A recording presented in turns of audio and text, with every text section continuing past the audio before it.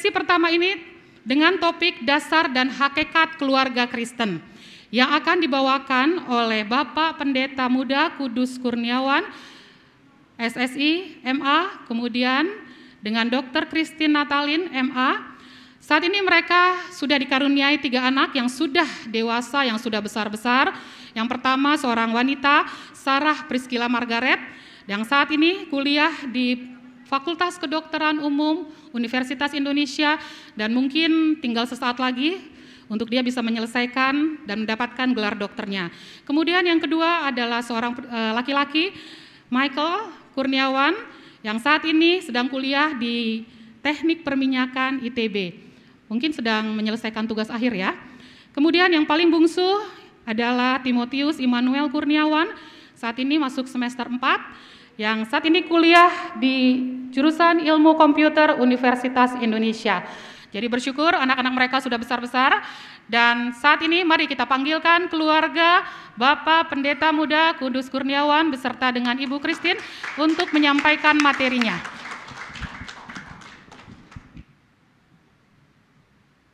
Satu lagi saya lupa loh, mereka punya moto hidup. Moto hidupnya adalah sharing is caring. Jadi berbagi itu adalah satu bentuk kepedulian. Bersyukur kalau keluarga ini senang untuk berbagi dan itu merupakan bukti bahwa mereka peduli dengan sesamanya. Silakan keluarga Bapak Kudus.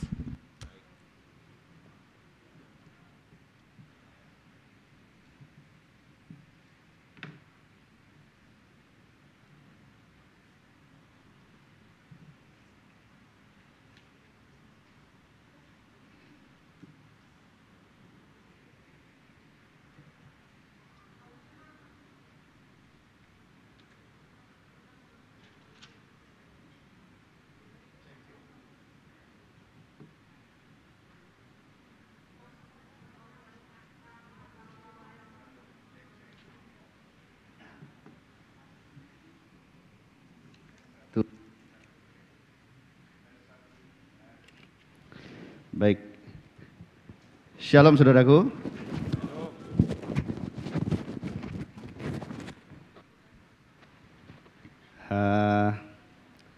Saya bersyukur saya bisa hadir di tempat ini.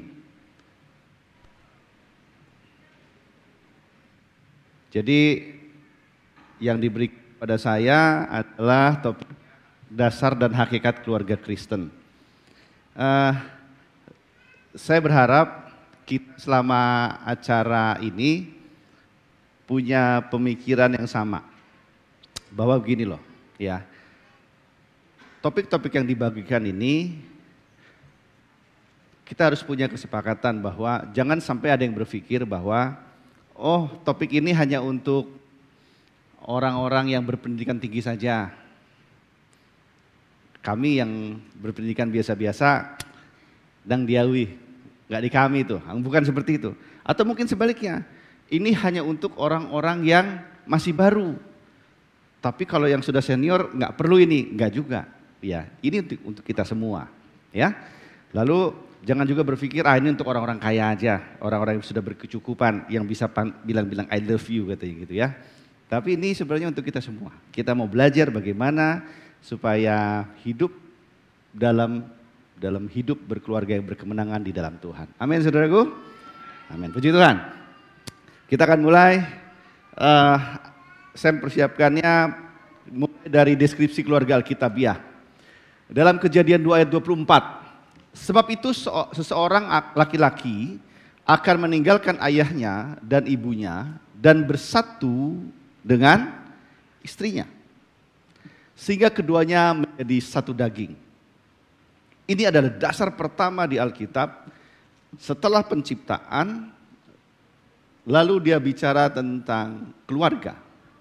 Dia bicara kepada Adam, Adam akhirnya diberikan seorang Hawa, lalu dia bilang begini,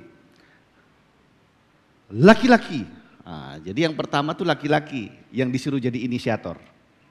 Laki-laki harus meninggalkan ayahnya dan ibunya. Dan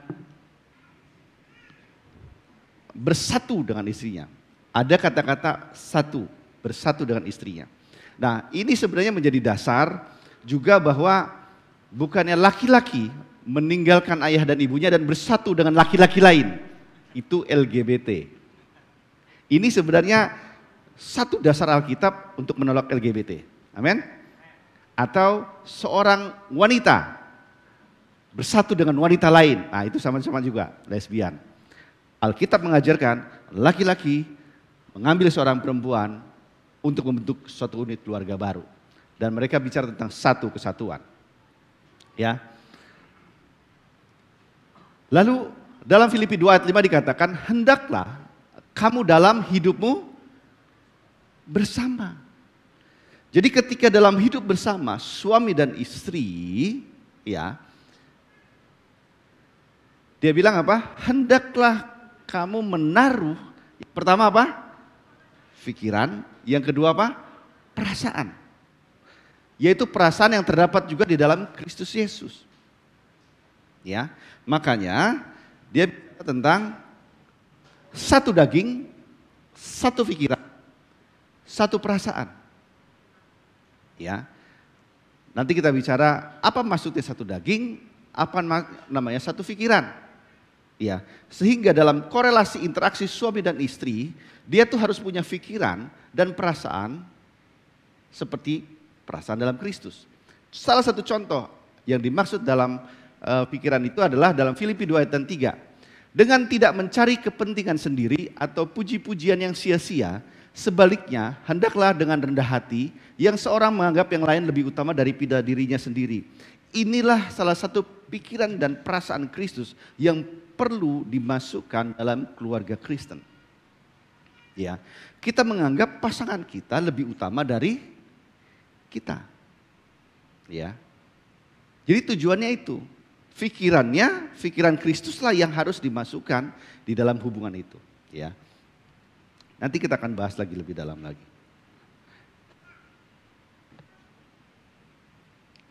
Nah, dalam segitiga tadi, yang pertama adalah Allah yang menjadi penopang. Ya, Allah yang ada menjadi penopang dan menopang siapa? Suami dan istri. Jadi Allah berbicara tentang covenant. Ya, Allah bicara tentang perjanjian dia dengan manusia, dia dengan suami, dia dengan istri secara masing-masing. Ya.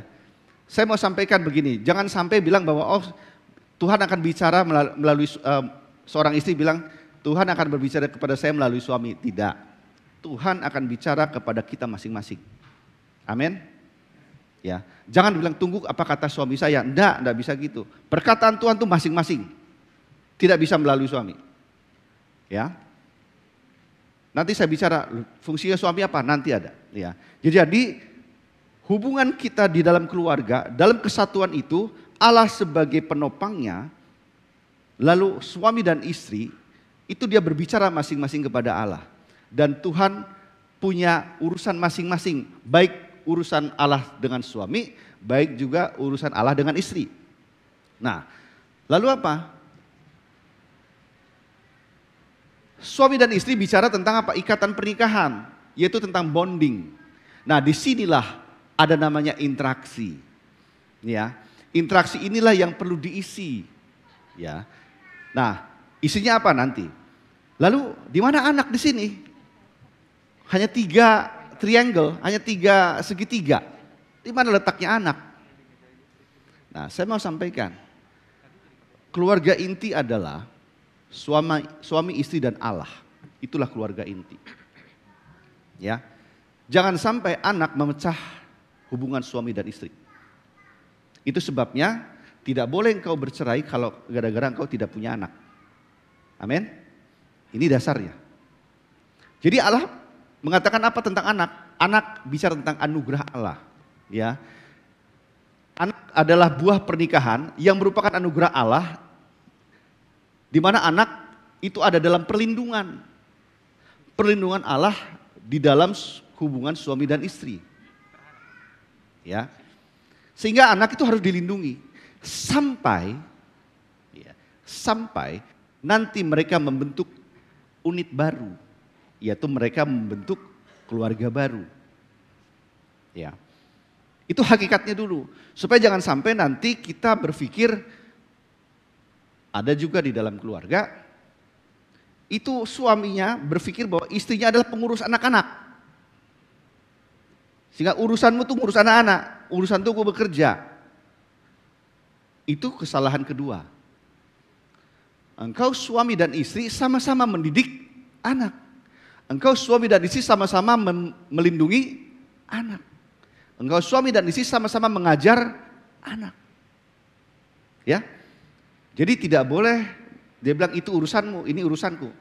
Tetapi membagi urusan silahkan. Tetapi dalam hal tanggung jawab, itu adalah dua-duanya punya tanggung jawab. Ya. Nah tentunya keluarga ini punya tujuan. Betul nggak? Kira-kira tujuan keluarga itu apa? Ada yang mau jawab? Kira-kira tujuan keluarga itu apa? Tujuan saudara berkeluarga, ya ibu? Untuk menyampaikan visi Tuhan. Sila puji Tuhan. Kasih tepuk tangan dulu dong. Siapa yang berani, yang lain berani menyampaikan? Tujuan berkeluarga itu apa? Bahagia. Ada lagi yang lain? Puji Tuhan. Nggak ada yang punya ide lagi yang lain? Ya. Kita lihat apa tujuannya di sini. Kasih tepuk tangan dong. Nggak lihat presentasi saya tapi beliau tuh tahu. Keluarga bahagia itu tujuannya. Di dalam membentuk keluarga bahagia, saudara harus masuk dalam rencana Tuhan. Saudara harus memuliakan Tuhan. Saudara harus masuk dalam rencana Tuhan. Amin. Saudara harus terlibat dalam pelayanan. Saudara harus terlibat dalam pemuridan. Itu dalam tujuan membentuk keluarga bahagia. Itu dalam rangka apa yang saudara lakukan untuk mencapai keluarga bahagia. Itu goalsnya. Kalau misalnya saudara berkeluarga bukan tujuannya bahagia, ngapain berkeluarga? Juga saudara? Betul nggak? Jadi tetap tujuannya adalah supaya saudara bahagia. Kalau misalnya saudara di keluarga itu berantem terus gitu. Hari Senin berantem, Selasa berantem, Rabu berantem, Kamis berantem, Jumat berantem, Sabtu berantem. Minggu aja enggak. Karena apa? Karena suaminya datang ke gereja. Enggak berani dia berantem. Makanya apa? Pak kalau bisa rumah kita dekat gereja lah. Supaya enggak berantem aja kau sama aku katanya. Ya. Apakah itu tujuan Tuhan? Tidak. Tujuan Tuhan engkau bahagia. Hari Senin kau begitu bahagianya melihat istrimu yang apa? Yang melayanimu dengan baik. Dan seorang istri juga melihat suaminya melayani istrinya dengan baik. Loh kok saling melayani? Iya memang. Jangan berpikir tugas istri adalah melayani suaminya. Karena suami juga harus melayani istrinya. Amin. Wah, ini muka istri-istri agak cerah nih dikit nih. Karena di bed. Iya. Iya. Ya.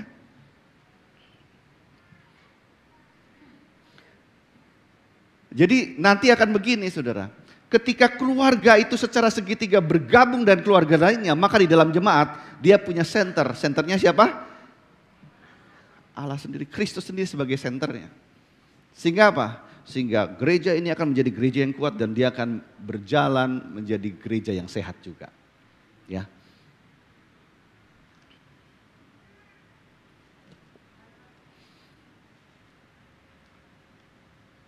Suami, istri, dan anak. Suami, istri, dan anak itu di dalam interaksinya, dia punya suatu ruang kosong. Ya, banyak kita tidak menyadari, itu sebabnya ketika kita, mungkin saudara lihat, baru 6 bulan habis menikah itu rasanya just like in paradise, seperti di sorga katanya. Ya, apalagi malam pertama, waduh, katanya. Kan ini semua udah kawin kan? Nah, waduh itulah katanya, itulah surga di dunia katanya. Tapi kira-kira apa yang terjadi setelah 2 tahun? Hah? Pak, kau tidur terus ini. Ini anak sudah dari jam 3, udah jam 3 pagi nih, gantianlah kau gendong katanya gitu. Besok aku kerja, kau tahu nggak? Aku cari uang tugasnya, kau aja urusan itu. Capek Pak, dia nangis terus katanya. Betul nggak? Pernah ngalami itu? Iya. Udah gitu mungkin ada seorang istri bilang, anak ini diajarin matematika tak bisa. Mungkin kau bapak yang ngajari baru bisa. Sudah ku marah-marahin, tetap memang tolol anak kita itu katanya. Padahal dulu pada saat dia mau menikah, dia punya angan-angan, berangan-angan dia. Kalau aku menikah, aku akan bersama istriku mengajari anakku supaya anakku pintar, menjadi lebih baik sehingga tidak kayak aku lagi, tetapi dia lebih hebat. Betul nggak? Betul nggak? Kayak mimpi rasanya, tetapi mimpi tak jadi kenyataan. Karena apa? Karena ternyata tidak seindah itu. Itu sebabnya sebenarnya kenapa itu terjadi? Karena ada satu ruang kosong yang disebut tangki cinta yang tidak diisi lagi. Ya. Itu kami sebut namanya adalah tangki cinta. Jadi di dalam hubungan antara suami dan istri, suami istri dan anak, suami dan ayah dan anak, ibu dan anak, itu ada satu tangki cinta namanya yang harus perlu diisi. Diisi oleh apa? Oleh bahasa cinta. Kami sebutnya bahasa cinta. Kami menyadur dari seorang penulis namanya Gary Chapman. Ya, they talk about the five love language. Ya, saudara nanti bisa baca. Ya, 5 bahasa cinta. Ya, nah 5 bahasa cinta ini perlu selalu diisi setiap hari. Baik itu bagi seorang suami, baik itu sebagai seorang istri. Nanti istri saya akan habis ini akan membicarakan 2 tentang bahasa cinta tersebut. Jadi ada 5 bahasa cinta. Yang pertama adalah kata pendukung atau pujian. Yang kedua adalah quality time. Yang ketiga adalah sentuhan fisik. Yang keempat adalah hadiah. Dan yang kelima adalah services atau pelayanan. Ya, jadi yang 5 ini dibilang nggak cukup lu bilang I love you. Nah ini maksudnya. Ya. Baik, akan dilanjutkan istri saya sebelum saya nanti menutupnya.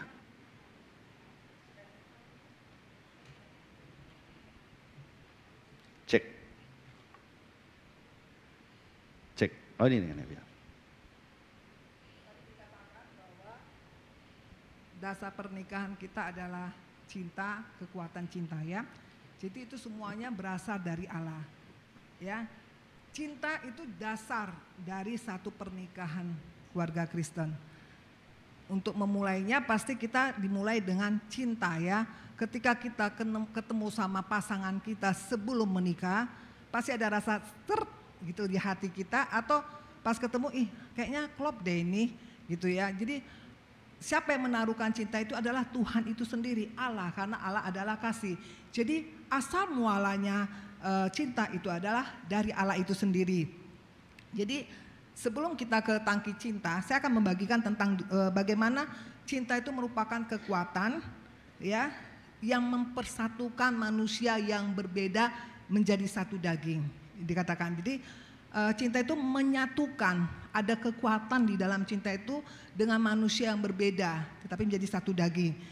Jadi pada saat kita menikah, sebelum menikah kita tadi dibilang suami saya punya angan-angan, punya keinginan bahwa nanti aku punya anak 3, punya anak 2, pinter-pinter, sekolah di sini, aku akan ajar dia mengenal Tuhan, disiplin. Tetapi pada kenyataannya sulit, ya, nggak seperti apa yang kita harapkan dari awal. Jadi seperti ilusi, tidak realita. Nah, disinilah ada ruang cinta yang harus diisi supaya keluarga ini menjadi bahagia. Karena keberhasilan sesuatu pernikahan itu ditentukan dari kebahagiaan rumah tangga. Maksudnya apa? Kalau kita lihat ini pernikahan yang berhasil. Ya, kenapa dia berhasil? Bukan punya materi, punya sesuatu, bukan dia karena anaknya masuk UI atau masuk apa-apa universitas yang terbaik, bukan. Tetapi yang di dalamnya bahagia. Anak bahagia, pasangan kita bahagia, suami bahagia, istri bahagia.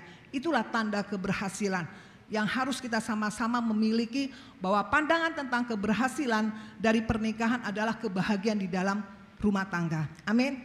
Kadang kita lihat di 1 Korintus 7 ayat 33 sampai 34. Ya, saya bacakan aja. Bagaimana seorang suami harus memikirkan bagaimana ia dapat menyenangkan istrinya. Istrinya juga begitu. Ya, dalam pernikahan. Jadi di sini enggak ada ya. Bagaimana seorang suami harus memikirkan bagaimana ia dapat menyenangkan istrinya, istrinya juga sebalik begitu. Jadi ya ada seorang suami harus memikirkan. Jadi itu suatu keharusan ya supaya keluarga itu bahagia.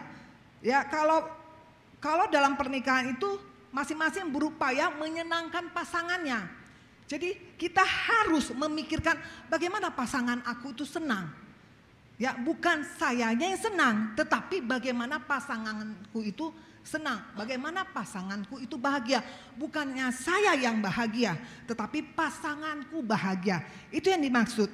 Ya, pernikahan bahagia itu adalah upah dari Tuhan. Kalau dasarnya tadi tracknya adalah, garisnya adalah orang yang takut akan Tuhan, kasih Allah ditaruh benih di dalam diri kita. Nah, tracknya di dalam Kristus.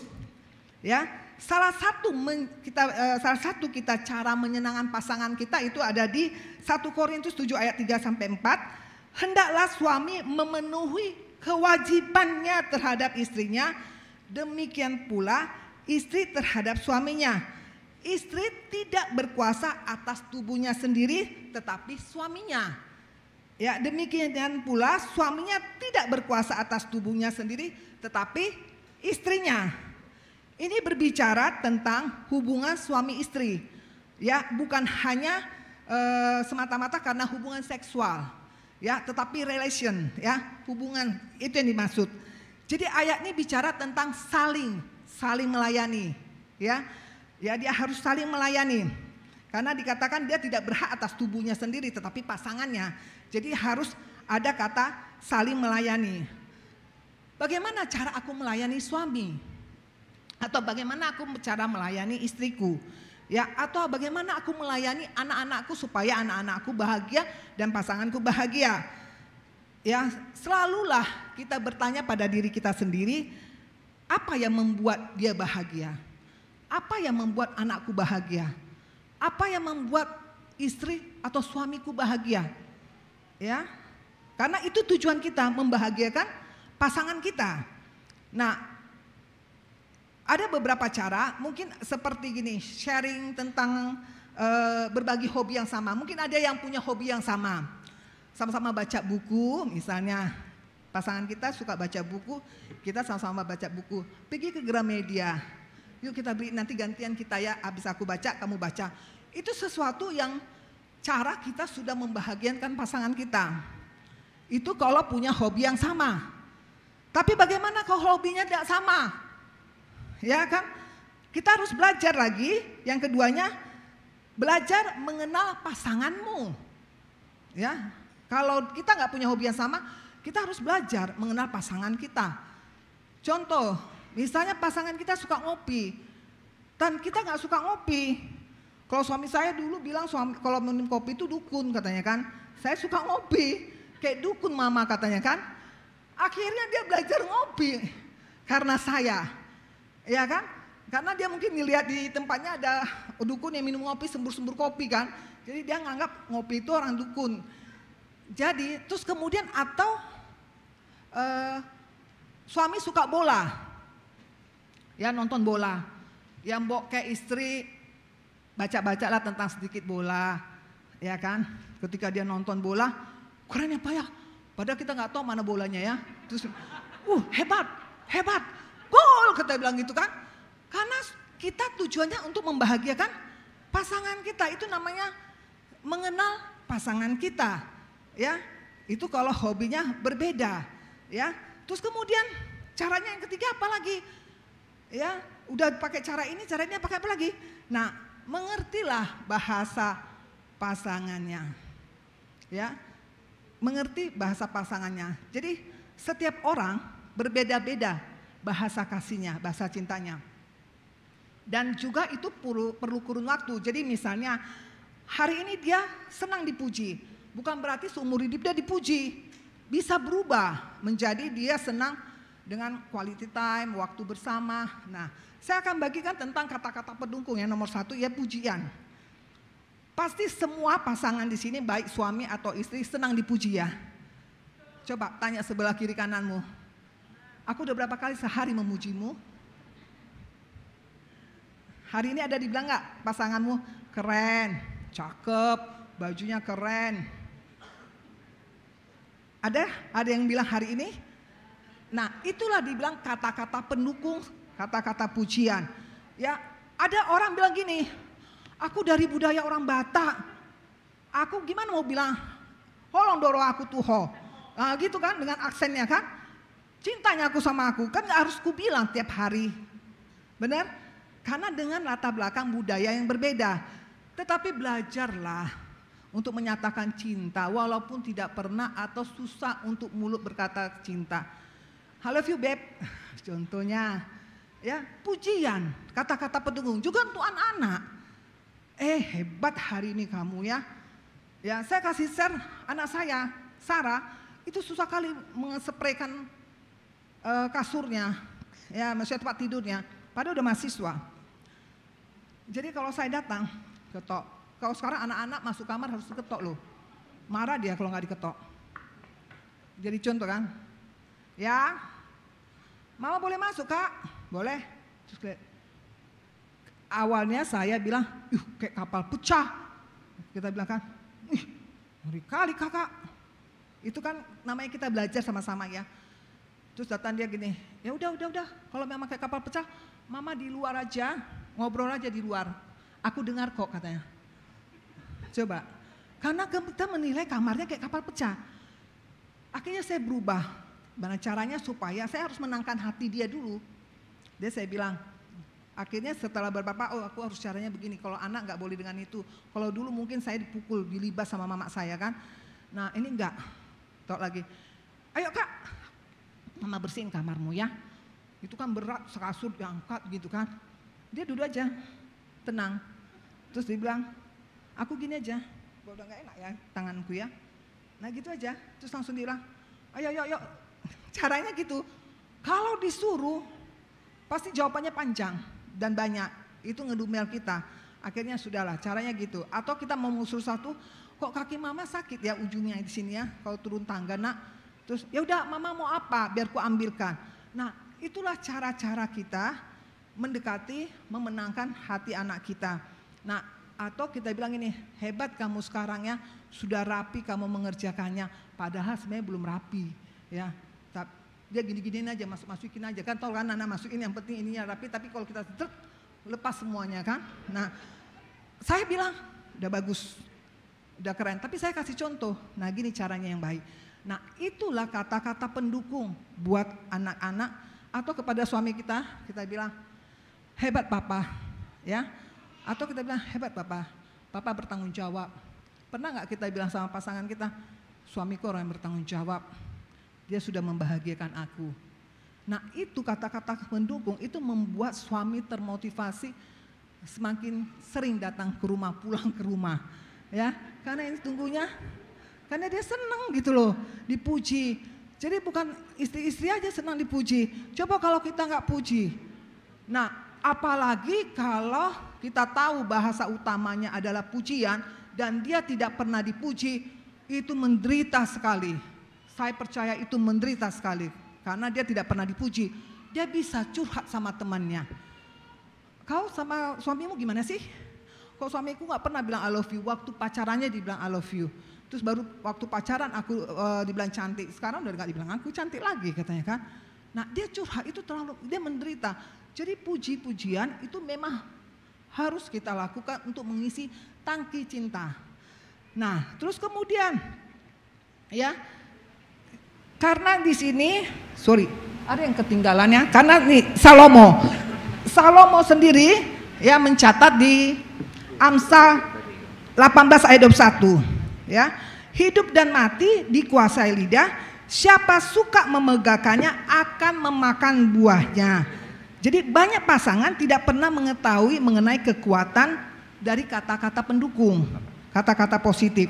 Dan Salomo juga mencatat di Amsal 12 ayat 25, kekhawatiran dalam hati membungkukkan orang, tetapi perkataan yang baik menggembirakan dia. Jangan juga ketika suami pulang malam, dari mana aja kau? Udah jam berapa ini? Sekalian aja bawa tempat tidur ke sana kamu. Nah, justru itu tidak menggembirakan dia. Ya, berikan kata-kata yang mendukung dia. Amin. Nah, kemudian masuk yang kedua. Bahasa kasihnya, ya, waktu berkualitas. Ya, jadi bisa kita tahu nih, hari ini saya bahasa kasih utama saya itu quality time. Jadi dia udah tahu, ya kan, seminggu dia di sini, karena dia mengisi tangki cinta saya. Nah, bahasa kasihnya itu waktu berkualitas.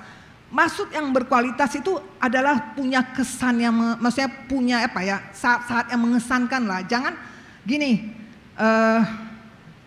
berbeda dengan satu ruang duduk bersama, tetapi masing-masing kerja sendiri-sendiri. Misalnya itu namanya kedekatan.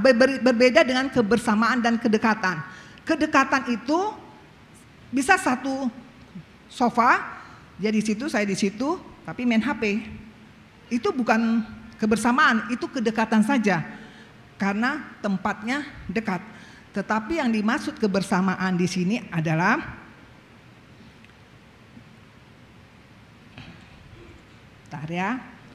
kebersamaan berarti perhatian yang dipusatkan, ya, kepada orang yang kita ajak bicara. Memberi perhatian sepenuhnya kepada orang di depan kita. Sama dengan anak kita, quality time dengan anak kita ajak dia main bergundu atau apa sih namanya, ular tangga. Nah, itu namanya quality time. Jangan juga kita main kamu dulu jalannya atau ludo, ya. Terus kemudian udah mama yang jalan. Terus udah. Nah, itu bukan kualitas waktu yang benar. Ya, perlu perhatian khusus. Ya, di depan mata. Ya, lihat kontak mata. Ya, itu perlu waktu. Itu yang benar. Jadi bukannya karena yaudah sama-sama, banyak cara. Misalnya makan bersama-sama dengan tidak membawa HP. Bicara di situ sharing. Ya, anak sekarang kita ajari firman Tuhan dengan metode seperti ini nggak masuk. Tapi dengan ajak ngobrol, dengan bermain, ya nggak tahu ada main-mainan sekarang aku nggak ngerti ya anak-anak muda ini. Terus main kartu atau kalau kita joker dulu kan, tapi ini nggak ngerti. Jadi saya main sama mereka di situ sampai firman. Kita bicara firman, ya. Memang mungkin suami istri kerja dari Senin sampai Sabtu. Kasihlah waktu 1 hari untuk keluarga. Amin. 1 hari untuk keluarga. Ya, kalau dibilang dari penelitian itu orang tua bersama dengan anak itu hanya 7 menit. Itu salah, 7 menit sehari itu benar-benar salah. Nggak mendapatkan apa-apa kita terhadap anak kita. Karena kita pengen anak kita lebih daripada kita. Amin. Jadi buat dengan cara banyak hal sampai dia terkesan sama kita. Karena itu masuk ke dalam memori kita. Memori anak kita. Jadi ada itu, maka itu berbeda sama suami istri, laki sama perempuan. Itu ada sistem limbik namanya hipokampus. Ya, hipokampus itu punya memori sel. Ya, banyak memori sel. Kalau perempuan tuh lebih banyak, lebih besar kepalanya daripada laki-laki, sehingga kalau perempuan konflik sama suaminya selalu diingat-ingat, yang dulu kau gini, yang dulu itu pernah kau janji ini dulu. Kalau suami enggak, ketika bicara pasti dia tutup buku dulu satu, kau mau bicara apa, selanjutnya selesaikan dulu ini baru yang kedua. Kalau perempuan asap pecet, nanti bisa dia balik lagi ke A, karena memorinya penuh, banyak. Ya, kalau dibilang 7.000, ada yang bilang 20.000, perbedaannya besar antara laki-laki sama perempuan. Jadi memorinya lebih besar perempuan. Jadi kita harus mengenal pasangan kita. Isilah tangki cinta sesuai dengan kebutuhan mereka. Itu yang dari saya. Silakan lanjut untuk tangki ketiga.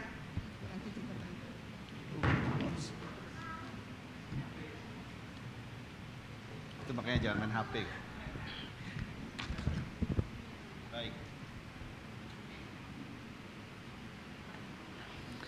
Terima kasih Bu Christine, lengkap sekali ya. Jadi 3 lagi, cepat saja karena waktunya. Itu tentang sentuhan fisik.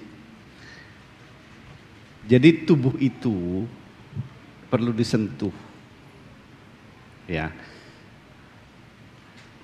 Kalau sentuhan yang pertama saya udah nggak usah ajarin lagi. Setuju nggak? Udah pintar semua itu, ya. Ya, kalau sexual intercourse saudara udah pintar semua, nggak usah tak ajarin lagi. Nah, yang saya mau ajarin itu sentuhan lainnya, ya. Karena gini Bapak Ibu, bahasa yang ketiga ini kita perlu bukan hanya memegang, tetapi menyentuh. Menyentuh itu disitulah main yang namanya emotion, disitulah namanya perasaan, ya. Contoh kepada anak lah biar gampang. Berapa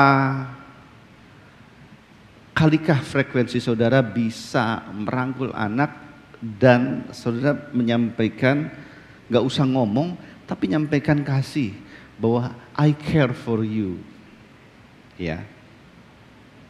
Atau hanya saudara pakai mulut aja, udah aku bilang berapa kali, ini. Makanya apa? Yang ada di dalam anak-anak memori kebanyakan apa? Orang tua tukang begini aja, gitu.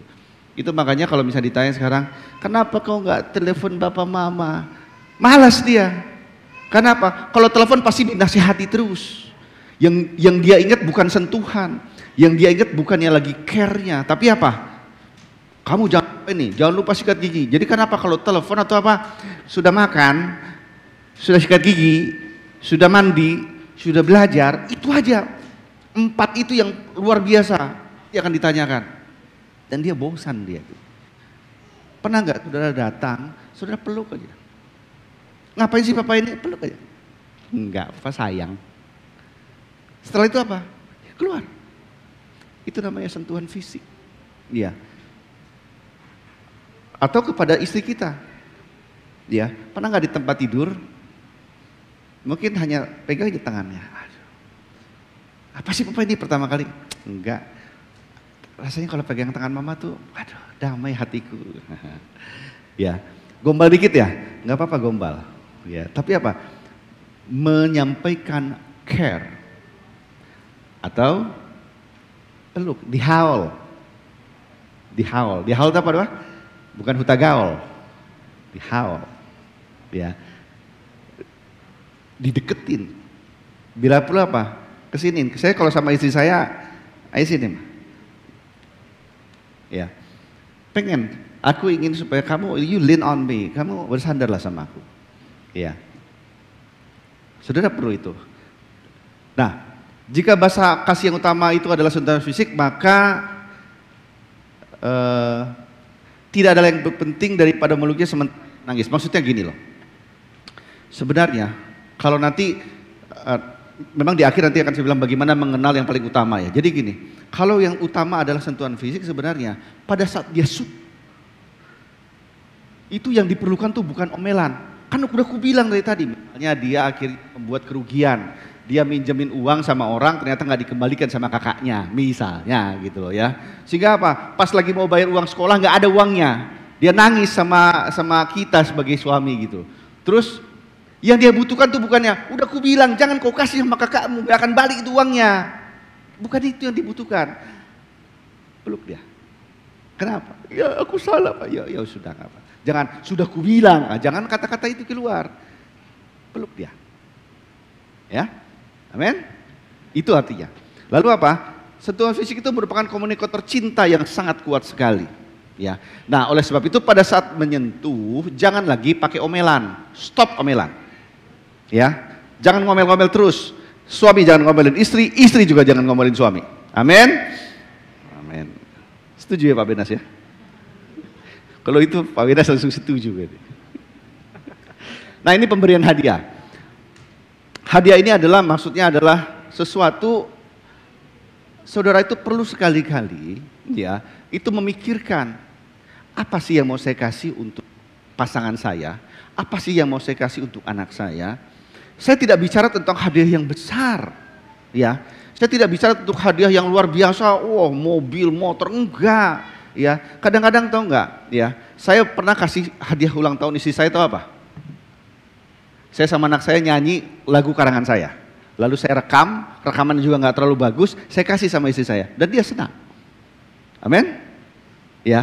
Jadi coba kasih sesuatu. Anak saya pun nyanyinya agak-agak fals-fals sedikit, tapi apa? Dia sedang nyanyi untuk mamanya, katanya. Gitu. Ya. Nah, saudara bisa lakukan itu. Tidak harus seperti itu. Saudara lebih tahu. Apa itu? Ya, saudara juga bisa mulai dengan buat ini ya, atau buat makanan untuk istrimu kayak, atau buatkan sekali-kali kopinya dibuatin saya nggak tahu yang ada atasnya kayak bunga atau apa gitu ya. Berikan yang terbaik ya. Nah tapi kalau misalnya dibelikan hadiah berlian pun mau istri-istri. Mau ya? Mau Bu Ade? Mau. Mau dia. Bu Dewi mau ya? Mau katanya kalau diberikan berlian dia. Mau dia. Iya. Bu Lina mau ya diberikan berlian ya? Mau dia. Ya. Nah, yang terakhir adalah service melayani. Jadi ada juga kadang-kadang ya, memang tangki cinta tuh harus diisi bahwa gini loh. Ini satu-satu contohnya anak saya yang paling kecil. Anak saya paling kecil tuh paling senang kalau dia tuh disiapkan makanannya. Pokoknya kalau dipanggil makan tuh semua harus sudah siap dan dia rasanya wah luar biasa senangnya. Ya. Tapi anak saya nomor 2 tidak seperti itu. Ya. Jadi dia senang pelayanan. Kalau anak saya nomor 2 nggak usah apa-apa, yang penting apa? Yang penting quality time. Ya. Ada suatu waktu saya ngobrol sama dia, saya main golf sama dia, itu bagi dia udah cukup. Ya, sama dia itu pemberian hadiah. Dia kalau misalnya dikasih sesuatu hadiah rasanya senang sekali. Berbinar-binar apapun disuruh mau dia. Gitu. Nah, jadi berbeda anak, berbeda juga karakter dan yang utamanya. Nah, yang saya bagikan tadi ada 5. 5-5-nya apakah menonjol atau tidak itu bergantung pada masing-masing kita. Nanti kalau ada waktu kita akan coba simulasikan ya. Tapi nanti kalau enggak mungkin nanti di session lain. Karena saya mendapatkan session ini hampir 3 hari sebenarnya. Ya harus dikompres menjadi satu presentasi. Tapi nanti ada sebenarnya, jadi nanti ada 30 pertanyaan sebenarnya ya. Kalau nanti ditanya nanti ketahuan tuh, oh Bapak itu nanti yang utamanya ada quality time. Ya. Nah kalau istri saya udah lolos screening itu, dia adalah quality time. Bagi dia, waktu yang berkualitas itu lebih daripada hadiah. Ya, itu sebabnya saya tuh bukannya saya nggak kasih hadiah, saya kasih hadiah, tetapi dia lebih senang dan paling senang kalau saya tuh ngasih waktu saya untuk dia. Ya, nah begitu juga anak saya. Anak saya tuh screeningnya memang betul dilayani. Jadi anak saya nomor 3 itu Timotius, kalau dilayani senangnya luar biasa. Anak saya perempuan itu quality time, makanya apa? Dia pengen 1 minggu dalam 1 hari dalam waktu 1 bulan, dia pengen makan sama keluarga, pokoknya nggak usah pegang HP, nggak usah apa, kita hanya ngobrol di situ. Ya, nah itu quality time namanya. Ya, nah jadi nanti saudara seperti apa, saudara bisa cek sendiri. Ya, meskipun tanpa pertanyaan itu saudara bisa tahu sendiri. Nah itu harus dikomunikasikan, harus disampaikan. Karena dari mana tahu pasangan saudara? Jangan juga menyangka atau menduga, nggak boleh. Dikomunikasikan. Ya, Pak, saya sebenarnya itu masuk dalam kategori ini loh. Saya tuh Pak, kalau misalnya Bapak ngasih waktu sama saya, rasanya senang hati saya. Nah itu harus disampaikan. Jangan berpikir pasangan saudara itu sudah tahu. Atau saya tuh kalau sentuhan fisik utama Pak, katanya gitu ya. Karena apa? Kalau sudah kau haul aku, semuanya itu sirna. Ya. Semua itu marahku langsung hilang sudah kau haul aku. Gitu ya. Itu bisa saja. Amin. Ya. Nah, nanti kita dalam tanya jawab mungkin lebih detailnya ya. Berpikirlah bagaimana membuat pasanganmu bahagia. Jadi hakikat itu adalah yang pertama adalah cinta, ya. Di mana dia bicara tentang covenant, kehadiran Tuhan, sukacita, kesenangan dan kebahagiaan. Hakikat yang kedua adalah bonding. Di situ ada komitmen, ikatan perjanjian dan lain sebagainya. Dan yang ketiga adalah kenyataan atau kairos. Artinya gini, saudara janganlah hidup dalam dunia mimpi. Ya, saudara jangan hidup dalam dunia mimpi, tapi hiduplah dalam dunia kenyataan. Kalau saudara tidak suka, sampaikan ketidaksukaan itu pada pasangan saudara. Jangan berpikir dia tahu bahwa saudara tidak suka kepada hal-hal yang dilakukan oleh pasangan saudara. Sampaikan. Begitu juga kalau saudara sukanya ini, sampaikan bahwa saudara tuh sukanya ini kepada pasangan saudara. Ma, saya itu lebih suka mama tuh begini.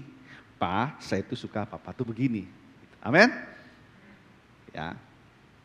Dan yang terakhir adalah ini, Russell Moore bilang gini.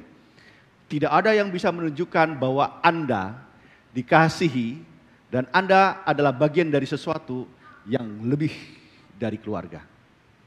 Ya. Dan yang terakhir adalah tidak ada yang bisa melucut pura-puraan Anda dan kenyamanan palsu lebih dari keluarga. Artinya gini, lu tuh nggak bisa sembunyi kalau dari keluarga. Lu tuh nggak bisa pura-pura, udahlah apa adanya. Ya, boroknya tuh keluarga yang tahu. Boroknya suami itu istri, boroknya istri suami juga yang tahu. Ya, artinya apa? Benahilah keluarga, bangunlah cinta dalam keluarga, bangunlah kembali. Amin, saudaraku. Amin. Itu saja dari saya. Tuhan Yesus memberkati. Shalom. Oke, berikan aplaus untuk pembicara yang pertama. Baik, terima kasih kepada keluarga Pak Kudus yang sudah memaparkan tentang dasar dan hakikat keluarga Kristen. Kita sekarang mengerti ya bahwa keluarga itu diciptakan dengan satu tujuan, untuk supaya kita itu bahagia. Amin. Jadi kalau kita sudah mengerti tujuan Tuhan menciptakan bahwa untuk kita menjadi bahagia dan kita mengikuti rencana Dia, mengikuti kehendaknya, sebenarnya tidak ada lagi perceraian, tidak ada lagi keluarga yang penuh dengan kekerasan, tidak ada lagi keluarga yang dingin, ya. Ketika kita mengerti akan dasar dan hakikat ini, tentu akan ada perubahan demi perubahan yang akan terjadi. Dan bagaimana kita harus mengisinya setiap hari, tentu di dalamnya yang paling utama adalah kita harus mengisi keluarga kita dengan cinta, dengan kasih. Baik, saya berikan waktu kepada Bapak Ibu yang ingin bertanya. Atau kalau ada pertanyaan yang sudah dibuat dalam bentuk tertulis, silakan minta tolong panitia untuk mengumpulkannya. Ada? Ya, ini masih kita bicara filosofinya ya. Tapi ini sangat penting sekali. Ini satu hal yang mendasar, tapi ini harus menjadi satu fondasi yang kuat di tengah-tengah keluarga kita. Amin. Tujuan Tuhan membentuk keluarga supaya kita bahagia dan di dalamnya ada kasih, ada cinta. Silakan, satu orang saja. Ada? Ada yang sudah ditulis? Panitia bisa mengambilnya. Kalau misalnya belum saat ini untuk bertanya, nanti di sesi yang terakhir kita ada namanya untuk akumulasi dari semua pertanyaan-pertanyaan dari sesi 1, sesi 2 dan sampai sesi 3. Tapi saya boleh bertanya ya? Oh, boleh, silakan. boleh. Oh ya, Pak Gun mau bertanya nih. Iya, tadi kan bagus statement terakhir itu tidak ada berpura-pura dalam berkeluarga ya. Ya. Terkadang kan kita ini punya masa kelam yang ya banyaklah, masing-masing punya sejarah, ada yang mungkin kurang bagus gitu. Itu kan tidak semua pasangan kita itu bisa menerima keterbukaan itu gitu. Ada bisa kasih contoh Pak Kudus bagaimana untuk menyampaikan bagaimana sikap kita dan sikap pasangan kita kalau misalnya ini terjadi. Kita ingin menyampaikan tapi takut gitu loh. Ya, baik. Itu sebelum atau sesudah nikah? Masa kelam ya? Sesudah menikah. Sesudah menikah. Dan sudah memiliki anak. Oke. Nah, memang begini. Cara yang terbaik adalah terbuka. Karena kalau tidak terbuka pun nanti ketahuan. Ya. Hanya memang cara menyampaikannya itu bisa tidak terlalu begini loh. Tidak sekaligus lah bilangnya ya. Jadi ada momen-momennya. Ya misalnya saudara pernah melakukan kesalahan apa gitu ya. Sampaikan apa adanya, tetapi memang harus terbuka. Saya nggak tahu dampaknya seperti apa nanti, tetapi yang pasti percayalah dalam keterbukaan itu ada kehadiran Tuhan dan ketika Tuhan dihadirkan pasti itu mendatangkan kebaikan. Amin. Ya, karena rasanya itu akan lebih sakit kalau dia tahu dari orang lain.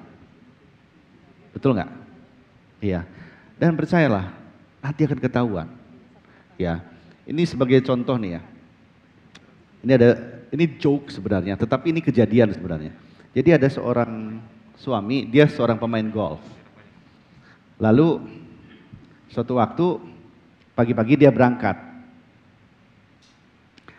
Malamnya secara tidak diketahui istrinya, dari bagasi mobilnya ini tas golfnya sama sticknya dikeluarkan. Ya, pas dikeluarkan, paginya suaminya pergi main golf. Pas pulang, Istrinya tanya, gimana golfnya? Wah mantap, main berapa hole? 18 hole. Gimana dengan Pak Dirjen? Wah Pak Dirjen senang katanya. Dia kan berbohong. Itu dalam waktu singkat sebenarnya. Langsung ketahuan karena apa? Istrinya yang ngerjain. Istrinya langsung marah, kamu itu bohong sama saya. Wong tas golfmu itu katanya. Iya kan? Coba bayangkan itu memang dalam waktu singkat ketahuannya. Apalagi itu ketahuannya dalam jangka panjang, betapa sakitnya dia. Berarti selama ini kau tuh pakai topeng sama aku katanya gitu. Jadi kau cintamu apa? Jadi akhirnya dia bisa meragukan suatu proses waktu yang selama ini sebenarnya tidak semuanya jelek juga, ada juga yang jujurnya kan gitu.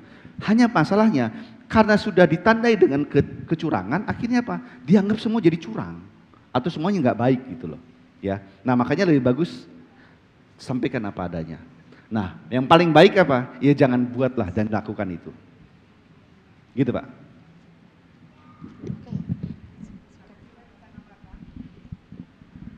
Ini aja. Memang untuk berkata jujur itu susah, Ya. ya. Tapi itu lebih baik, ya. Walaupun masa kelam atau yang membuat istri tersakiti. Hanya itulah berkat Tuhan ketika jadi kesatuan, itu berkat Tuhan turun. Ya, percayalah pasti itu turun. Hanya pertama kali mungkin Pak Gunawan bisa memenangkan hati istri dulu. Menangkan dulu. Pegang, maksudnya hati istri harus dikuasai dulu. Sehingga kita bisa berani berkata jujur sama dia. Tapi kalau kita nggak menangkan hati dia dulu, itu bisa jadi apa namanya ya, bumerang ya namanya ya. Ya. Tapi menangkan dulu hati istri.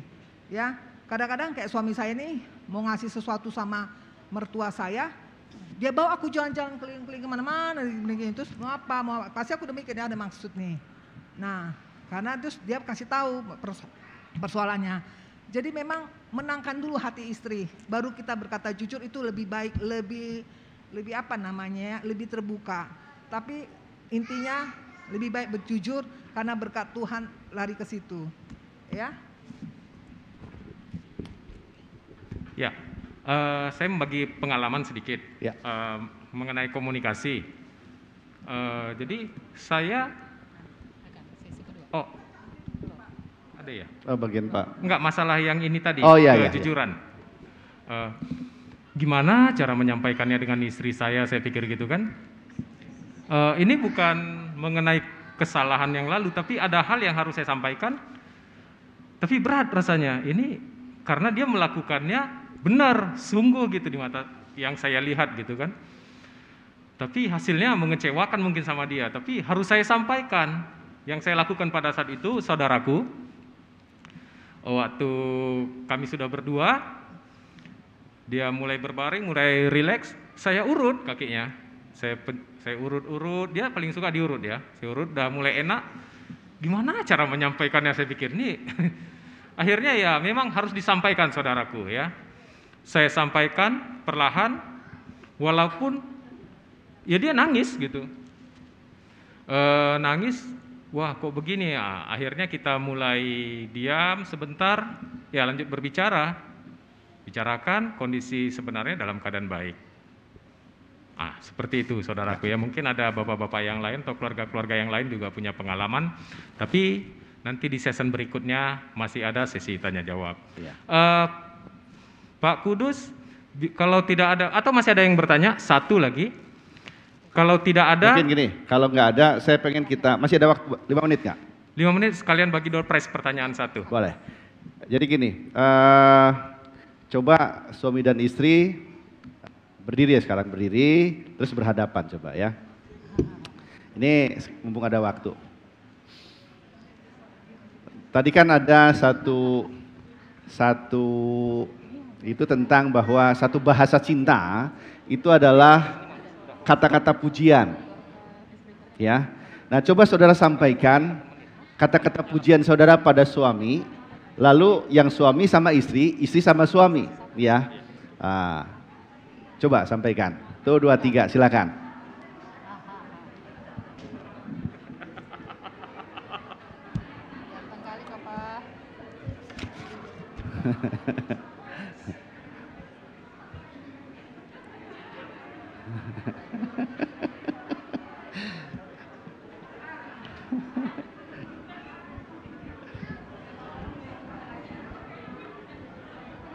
Ini punyaku ya.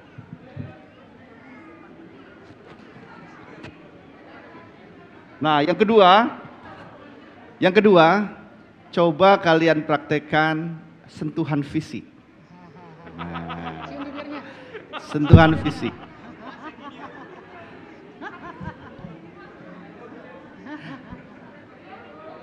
Terus coba gini, kalian belajar pegangan tangan, coba pegangan tangan. Gimana cara pegangan tangan gimana?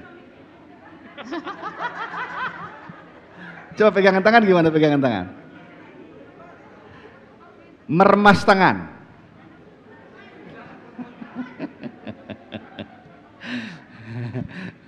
Begitu.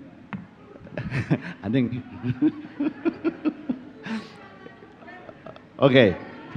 Oke, silakan duduk. Makasih. Saya pengen Pak Sasden sama istri coba. Saya mau dengar soalnya tadi dia ketawa-ketawa tadi. Ayo sama istri, suami dan istri. Coba, apa yang Bapak sampaikan sama Ibu coba? Kalau saya bilang langsung. Oh langsung sekali lagi.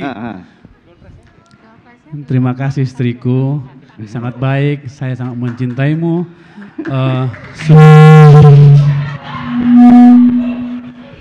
Sudah setia mendampingiku setiap pagi, tidak terlewatkan sekalipun seingat saya tanpa memberikan sarapan pagi dan kopi untukku.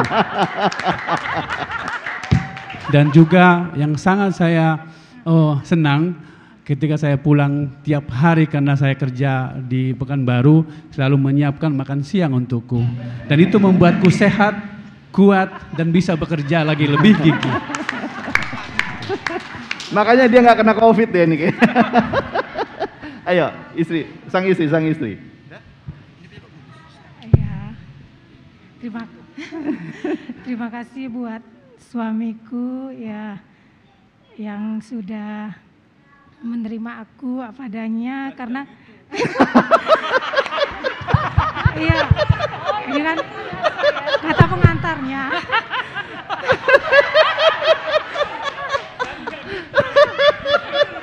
Dilarang direkayasa ya. Apa adanya. Sudah menjadi suami yang terbaik, udah mengerti. Memang secara ini kami beda 6 tahun, mungkin saya lebih sering kekanak-kanakan dan dia menuntun saya lebih banyak mengalah sih sebenarnya. Karena keegoisan saya sebagai istri yang mungkin setiap hari juga meminta supaya lebih bijaksana, dan saya bersyukur karena dia banyak mengerti dan menuntun saya untuk menjadi istri dan ibu yang baik. Terima kasih sudah selalu menemani saya, apalagi ketika saya sedang sakit, selalu care maupun tengah malam atau apa, dia selalu ada. Katakan tiga kata. Apa kata pujian untuk istrimu? Ya. Cantik, kadang tegas. Tapi menurut. Ayo, kamu 3 kata pujian sama suamimu. Yang pasti ganteng. Terus? Pengertian. Penyayang. Kasih tepuk tangan untuk mereka semua. Silakan duduk. Bapak Ibu, ya, itu contoh saja, ya. Hanya mungkin yang nanti perlu diperbaiki dan dibangun terus adalah apa? Rasanya, ya, momennya, terus dibangun terus. Karena itu adalah satu level yang terus bisa dibangun. Karena kalau ngomongnya begitu terus, nanti ada seminggu 2 minggu akan bosan. Tetapi kalau ditambah dengan momen, ditambah dengan hadiahnya, ditambah dengan apa, itu akan menjadi berwarna dia. Amin, saudaraku ya. Itu saja dari saya, Tuhan Yesus berkati. Oke, puji Tuhan. Kita berikan aplaus sekali lagi. Terima kasih buat Pak Kudus dan Ibu Christine.